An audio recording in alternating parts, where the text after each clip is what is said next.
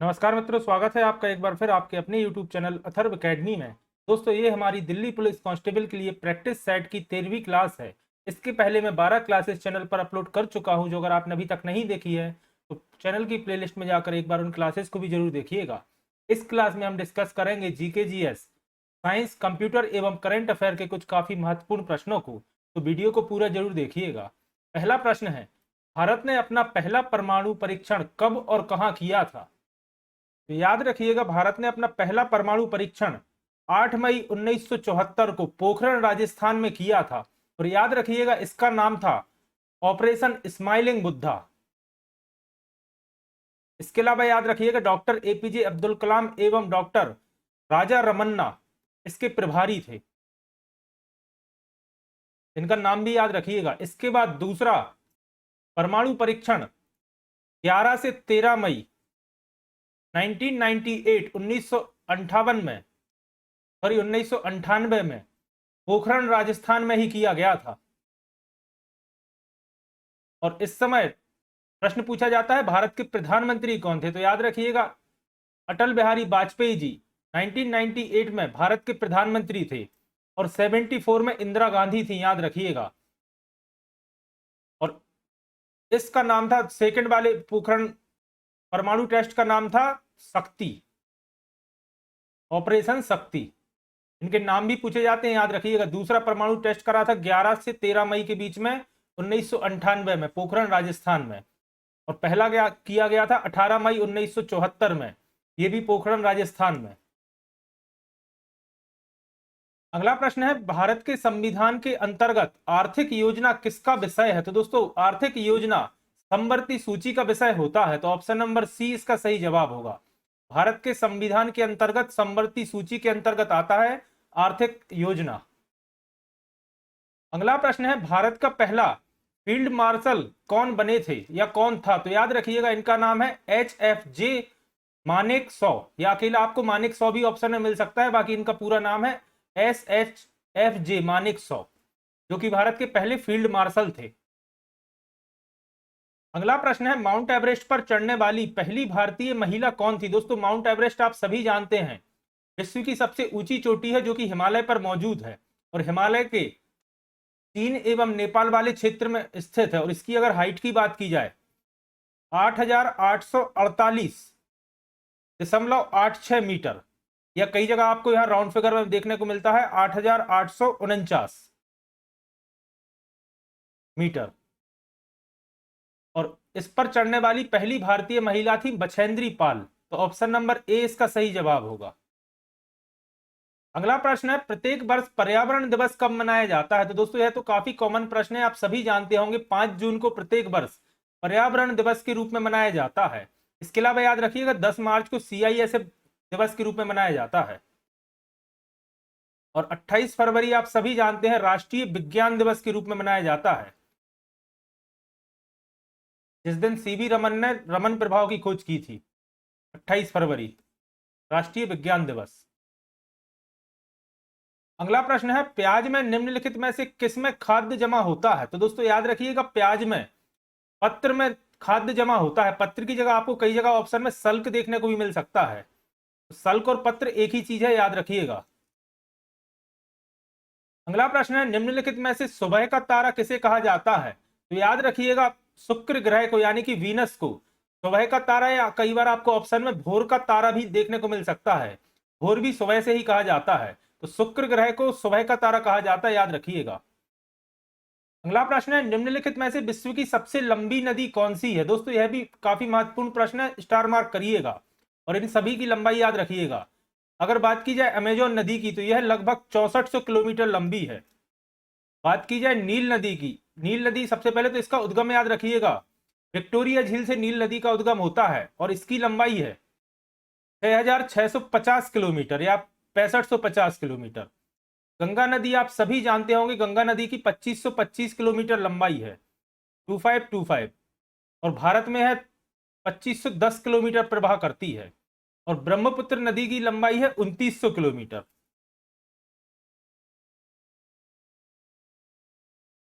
इस प्रश्न का सही जवाब होगा, विश्व की सबसे लंबी नदी है नील नदी, जिसकी लंबाई है 6650 किलोमीटर। और एक प्रश्न और आता है, मिस्र से होकर कौन सी नदी बहती है, या मिस्र का सुकून किस नदी को कहा जाता है, तो याद रखिएगा नील नदी को। अगला प्रश्न है, निम्नलिखित में से साबरमती नदी के तट पर कौन सा शहर स्थित है। ऑप्शन है मुंबई, अहमदाबाद, हैदराबाद या विजयवाड़ा। तो आप सभी जानते हैं साबरमती नदी गुजरात राज्य में बहती है और इसका सही जवाब होगा अहमदाबाद।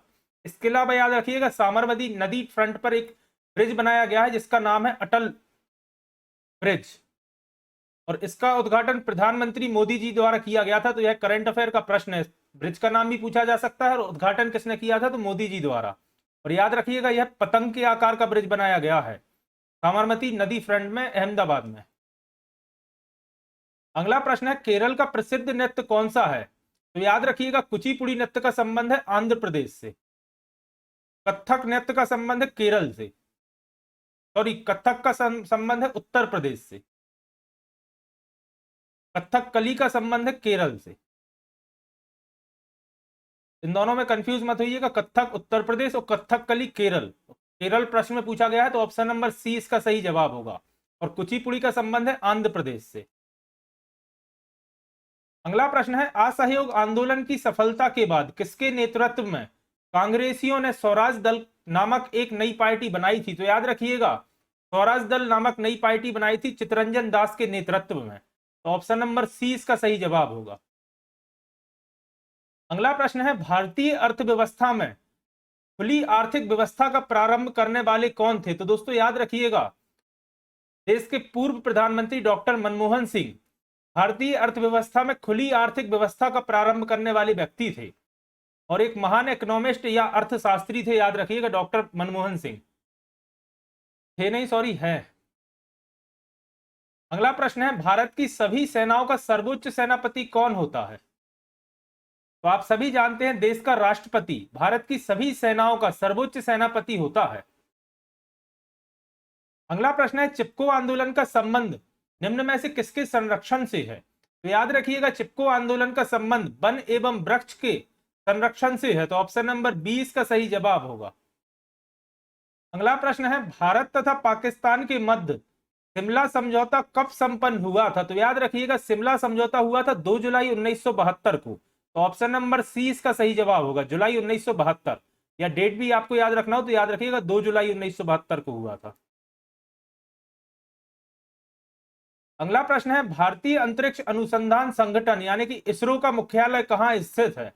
तो याद रखिएगा इसरो का मुख्यालय स्थित है बेंगलोर में। तो ऑप्शन नंबर सी इसका सही जवाब होगा। इसके अलावा याद रखिएगा अगर इसरो की स्थापना आपसे पूछी जाती है तो 15 अगस्त 1969 में इसरो की स्थापना हुई थी, भारतीय अंतरिक्ष अनुसंधान संस्थान। अगला प्रश्न है, भारत के संविधान में निम्नलिखित संशोधनों में से किसके द्वारा भारतीय नागरिकों के मूल कर्तव्य निर्धारित किए गए हैं। तो याद रखिएगा 42वें संविधान संशोधन के तहत भारतीय नागरिकों के मूल कर्तव्य निर्धारित किए गए हैं संविधान में। अगला प्रश्न है, सती प्रथा का अंत करने का श्रेय किसको जाता है। तो याद रखिएगा लॉर्ड विलियम बेंटिंक को सती प्रथा का अंत करने का श्रेय जाता है। अगला प्रश्न है, संसार में स्वच्छ जल की सबसे बड़ी झील कौन सी है। तो याद रखिएगा अगर स्वच्छ जल की झील पूछी जाती है तो लेक सुपीरियर या सुपीरियर झील स्वच्छ जल की सबसे बड़ी झील है। अगला प्रश्न है, विश्व का सबसे छोटा पक्षी कौन सा है। तो याद रखिएगा विश्व का सबसे छोटा पक्षी है हर्मिंग बर्ड। ऑप्शन नंबर सी इसका सही जवाब होगा। अगला प्रश्न है, सौरमंडल का सबसे अधिक गर्म ग्रह कौन सा है। तो इसका सही जवाब होता है शुक्र ग्रह यानी कि वीनस ग्रह हमारे सौरमंडल का सबसे गर्म ग्रह है। अगला प्रश्न है, नीली क्रांति का संबंध किससे है। तो आप सभी जानते हैं मत्स्य उत्पादन से यानी कि मछली उत्पादन से नीली क्रांति का संबंध है। तो ऑप्शन नंबर ए इसका सही जवाब होगा। अगला प्रश्न है, निम्नलिखित में से भारत पर पहली बार आक्रमण करने वाला कौन था। तो याद रखिएगा भारत पर पहला विदेशी आक्रमण अरबों द्वारा किया गया था। तो ऑप्शन नंबर सी इसका सही जवाब होगा, अरब। अगला प्रश्न है, भारत में पहली बार किस गवर्नर जनरल के समय, गवर्नर जनरल का मतलब होता है वायसराय, और किस वायसराय के समय भारत में तार एवं रेल सेवा आरंभ की गई थी। तार यानी कि डाक और रेल सेवा आरंभ की गई थी। तो इसका सही जवाब है लॉर्ड डलहौजी के समय भारत में तार एवं रेल सेवा आरंभ की गई थी? रेल, याद रखिएगा रेल का तो अधिकतर पूछा जाता है कि किसके मतलब किस वायसराय के समय रेल सेवा शुरू की गई थी, तो याद रखिएगा लॉर्ड डलहौजी के समय। अगला प्रश्न है मुस्लिम लीग का गठन कब और कहां हुआ था? तो याद रखिएगा 30 दिसंबर। कब हुआ था पूछा गया है, 30 दिसंबर 1906 में। ढाका वर्तमान बांग्लादेश में हुआ था, याद रखिएगा। ऑप्शन में 1905 दिया गया है, लेकिन 30 दिसंबर दिसंबर 1906 में हुआ था। और कहां हुआ था? तो याद रखिएगा ढाका बांग्लादेश में मुस्लिम लीग का गठन। इसके अलावा याद रखिएगा इंडियन नेशनल कांग्रेस की स्थापना की अगर बात की जाए, 28 दिसंबर 1985 को मुंबई में हुई थी, या उस समय के बंबई में हुई थी। तो यह दोनों काफी महत्वपूर्ण है। ऑल इंडिया मुस्लिम लीग 30 दिसंबर 1906 ढाका, और इंडियन नेशनल कांग्रेस 28 दिसंबर 1985 मुंबई महाराष्ट्र। अगला प्रश्न है रिएक्टर स्केल का प्रयोग किसके मापन में किया जाता है? तो आप सभी जानते होंगे रिएक्टर स्केल का प्रयोग भूकंप के झटके का मापन में किया जाता है। और अगर पूछी जाए उपकरण कौन सा है, तो याद रखिएगा सीज्मोग्राफ उपकरण का प्रयोग किया जाता है, और उसे मापने का स्केल होता है रिएक्टर स्केल। अगला प्रश्न है पानीपत की तीसरी लड़ाई किस वर्ष हुई थी? तो दोस्तों पानीपत की लड़ाई से अधिकतर प्रश्न देखने को मिलता है, और अपन पहले भी डिस्कस कर चुके हैं। 1761 में पानीपत की तीसरी लड़ाई हुई थी। 1526 में हुई थी पानीपत की पहली लड़ाई।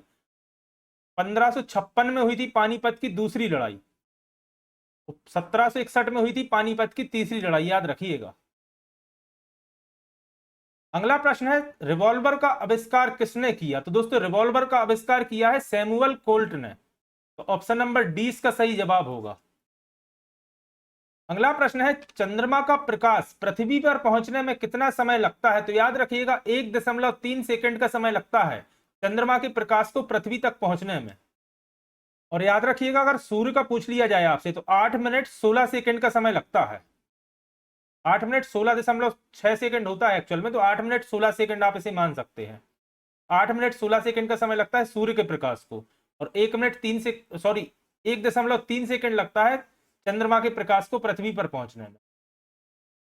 अगला प्रश्न है डिजिटल इलेक्ट्रॉनिक के लिए दुनिया का पहला राइट टू रिपेयर कानून किस देश के विधानमंडल द्वारा पारित किया गया था? दोस्तों करंट अफेयर का प्रश्न है, और याद रखिएगा डिजिटल इलेक्ट्रॉनिक्स के लिए राइट टू रिपेयर कानून अमेरिका के विधानमंडल द्वारा पारित किया गया था। तो ऑप्शन नंबर सी इसका सही जवाब होगा। अगला प्रश्न है 3D मैपिंग को बढ़ावा देने के लिए मैप इंडिया ने किसके साथ समझौता किया है? तो दोस्तों यह समझौता इसरो के साथ किया है मैप इंडिया ने 3D मैपिंग को बढ़ावा देने के लिए। अगला प्रश्न है भारत का दूसरा सबसे बड़ा तेल आपूर्तिकर्ता देश कौन सा बना है? तो दोस्तों पूछा गया है दूसरा सबसे बड़ा तेल आपूर्तिकर्ता देश, तो वह बना है इराक। और अगर पहला बात किया जाए तो याद रखिएगा रूस। पहला रूस है, दूसरा इराक है, तीसरा सऊदी अरब है जो भारत को कच्चे तेल की आपूर्ति करता है। अगला प्रश्न है केंद्र सरकार ने प्रथम वर्ष के लिए अग्निपथ योजना की ऊपरी आयु सीमा 21 वर्ष से बढ़ाकर कितने वर्ष कर दी है? तो याद रखिएगा पहले वर्ष के लिए 23 वर्ष कर दी गई है केंद्र सरकार द्वारा अग्निपथ योजना के लिए। अगला प्रश्न है अग्निवीरों के लिए सीएपीएफ और असम राइफल में कितने प्रतिशत आरक्षण दिया जाएगा? तो याद रखिएगा सीएपीएफ और असम राइफल में 10% आरक्षण दिया जाएगा अग्निवीरों के लिए। अगला प्रश्न है अंतरराष्ट्रीय बुकर पुरस्कार के लिए चयनित होने वाला पहला हिंदी उपन्यास कौन सा है? तो याद रखिएगा इसका नाम है टॉम ऑफ सैंड, और यह लिखा है गीतांजलि श्री ने।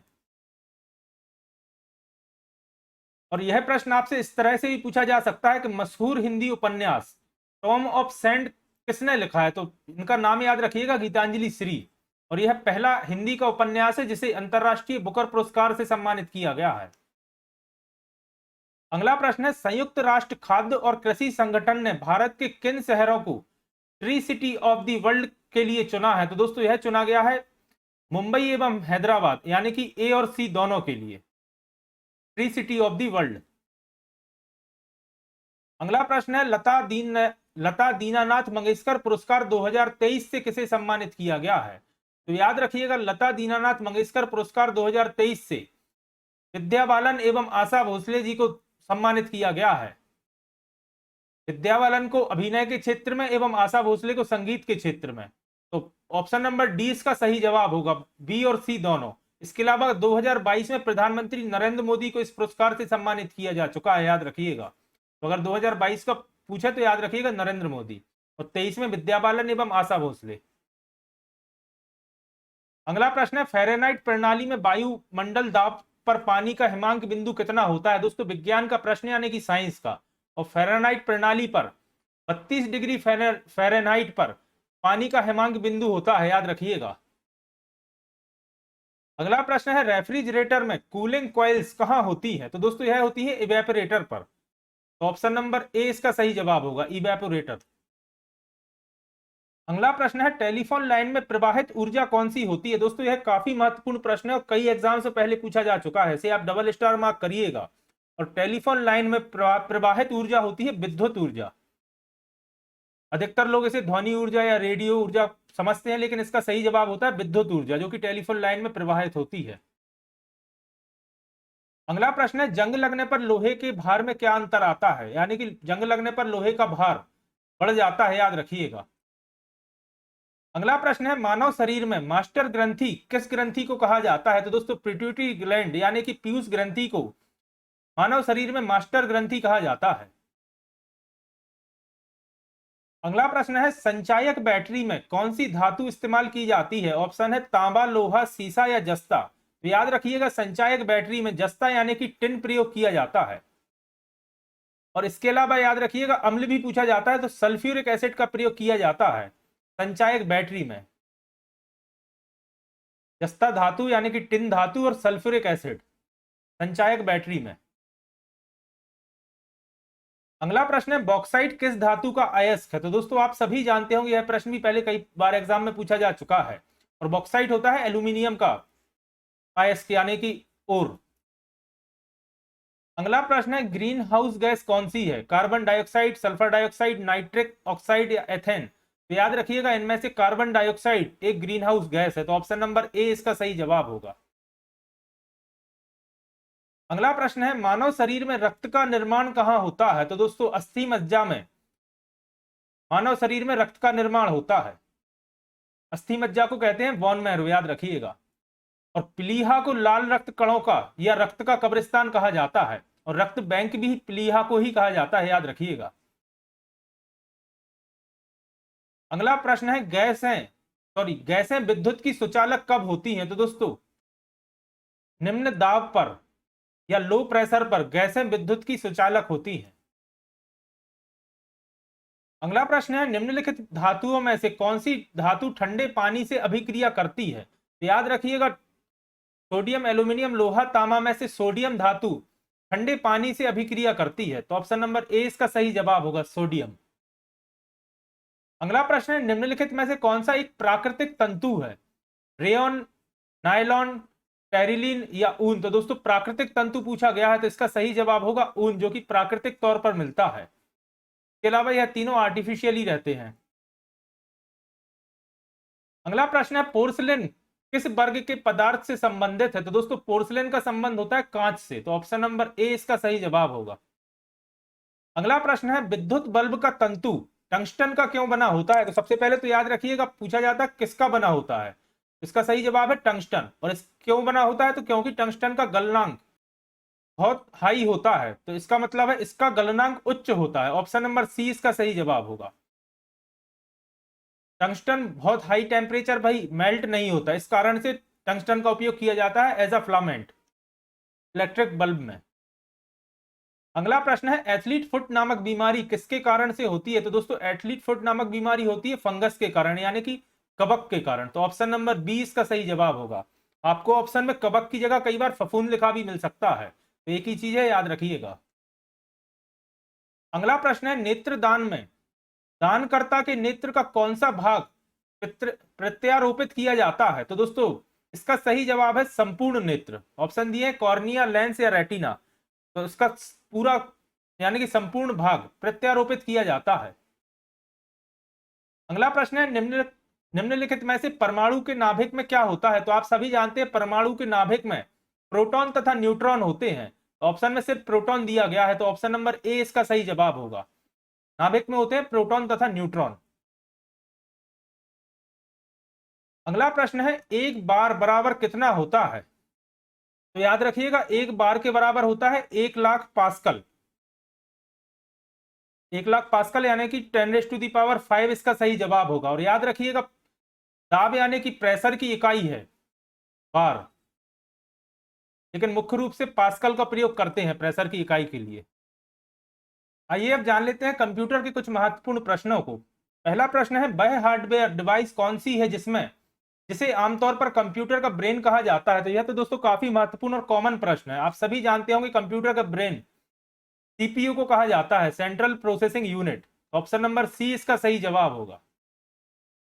अगला प्रश्न है, निम्नलिखित में से क्या कंप्यूटर को टेलीफोन लाइनों का प्रयोग करके डाटा अंतरित करने की अनुमति देता है? तो दोस्तों टेलीफोन लाइन का प्रयोग करके मोडेम कंप्यूटर को डाटा अंतरित करने की अनुमति देता है, तो इसका सही जवाब होगा मॉडेम। इसके अलावा याद रखिएगा, इसका पूर्ण रूप भी पूछा जाता है, तो मॉड्यूलेटर एवं डीमॉड्यूलेटर होता है मोडेम का पूर्ण रूप। अगला प्रश्न है, पहले संक्रियात्मक इलेक्ट्रॉनिक अंकीय कंप्यूटर कौन सा था? तो पहला संक्रियात्मक इलेक्ट्रॉनिक अंकीय कंप्यूटर था आईनेक। संक्रियात्मक इलेक्ट्रॉनिक अंकीय को इंग्लिश में कहते हैं ऑपरेशनल डिजिटल इलेक्ट्रॉनिक डिजिटल, याद रखिएगा। और पहला था आईनेक। अगला प्रश्न है, निम्नलिखित में से www का सही रूप कौन सा है? तो दोस्तों आप सभी जानते हैं world wide web. Option number D इसका सही जवाब होगा। वर्ल्ड वाइड वेब पूर्ण रूप होता है www का। और दोस्तों यह कुछ प्रश्न प्रीवियस ईयर एग्जाम में पूछे गए प्रश्न है, बाकी अब लेवल बढ़ गया है तो हो सकता है इससे कुछ ऊपर के लेवल के प्रश्न आपसे एग्जाम में पूछे जाएंगे। अगला प्रश्न है, सीपीयू का क्या अर्थ है? तो दोस्तों central processing unit. Option number A इसका सही जवाब होगा। दोस्तों प्रीवियस क्लासेस में जो मैंने कंप्यूटर के क्वेश्चन कराए हैं, लगभग वो लेवल आपके एग्जाम में रहेगा। तो आज की क्लास में कुछ प्रीवियस ईयर एग्जाम से लिए हैं, तो हो सकता है थोड़ा सा आपको लेवल देखने में डाउन लग रहा हो। अगला प्रश्न है, निम्नलिखित उत्पादों में से कौन सा उत्पाद पेंटियम ब्रांड के नाम से बेचा जाता है? तो दोस्तों पेंटियम ब्रांड के नाम से बेचा जाता है micro processor. Option number D इसका सही जवाब होगा।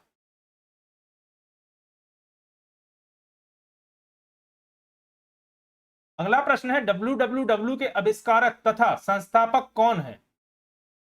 तो www के आविष्कारक तथा संस्थापक हैं टिम बर्नर्स ली। तो ऑप्शन नंबर ए इसका सही जवाब होगा। अगला प्रश्न है, निम्नलिखित में से कौन सी सूचना प्रौद्योगिकी शब्दावली नहीं है? साइबर स्पेस होता है, अपलोड होता है, प्रकाश भंडारण नहीं होता, और इसके अलावा मॉडेम भी होता है। ऑप्शन नंबर सी इसका सही जवाब है, प्रकाश भंडारण।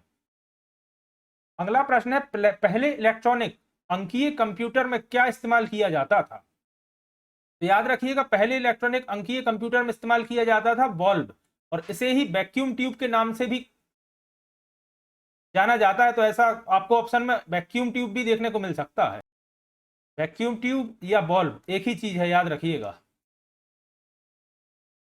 अगला प्रश्न है, अनुपम क्या है? तो दोस्तों अनुपम एक सुपर कंप्यूटर का उदाहरण है। तो ऑप्शन नंबर बी इसका सही जवाब होगा। और याद रखिएगा, अनुपम सुपर कंप्यूटर का उपयोग भाभा एटॉमिक रिसर्च सेंटर द्वारा किया जा रहा है, या भाभा परमाणु अनुसंधान केंद्र द्वारा किया जा रहा है अनुपम सुपर कंप्यूटर का उपयोग। अगला प्रश्न है, भारत में विकसित परम सुपर कंप्यूटर का विकास किस संस्था ने किया था? तो याद रखिएगा, भारत के पहले सुपर कंप्यूटर का नाम है परम, और इसका विकास सीडेक पुणे द्वारा किया गया था। तो ऑप्शन नंबर ए इसका सही जवाब होगा। अगला प्रश्न है, कंप्यूटर डाटा की सबसे छोटी इकाई क्या है? तो आप सभी जानते हैं 1 बिट कंप्यूटर डाटा की सबसे छोटी इकाई है, और 8 बिट बराबर होता है 1 बाइट, याद रखिएगा। तो दोस्तों ये थी आज की हमारी दिल्ली पुलिस कांस्टेबल के लिए प्रैक्टिस सेट की 13वीं क्लास। आशा करता हूं आज की क्लास आपके लिए पसंद आई होगी। अगर आज की क्लास आपको पसंद आई है तो वीडियो को लाइक करें, कमेंट करें, और अगर आपने अभी तक अथर्व एकेडमी चैनल को सब्सक्राइब नहीं किया है तो चैनल को सब्सक्राइब करें और ज्यादा से ज्यादा लोगों तक शेयर करें। जल्दी ही फिर मिलता हूं अपनी अगली क्लास के साथ। धन्यवाद दोस्तों।